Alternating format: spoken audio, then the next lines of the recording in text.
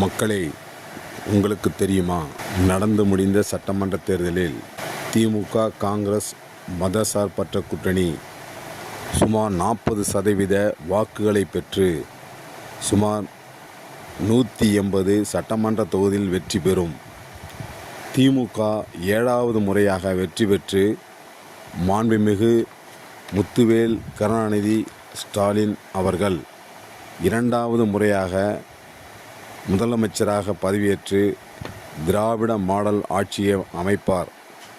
அதில் செஞ்சி சட்டமன்ற தொகுதியில் 3வது முறையாக வெற்றி பெறும் திரு செஞ்சி KS மஸ்தான் அவர்கள் பால் வளத்துறை அமைச்சராக்கப்படுவார் என்றும்,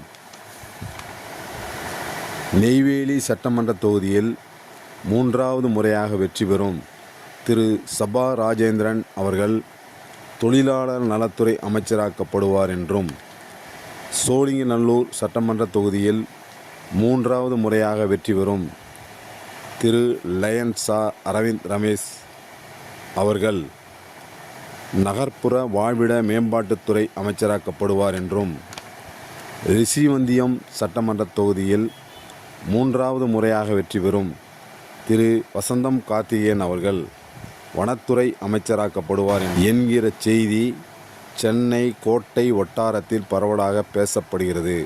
என்ன நடக்கிறது என்று பொறுத்திருந்து பார்ப்போம். இவன் சென்னை ஜேவிஆர் கிரியேஷன்ஸ்.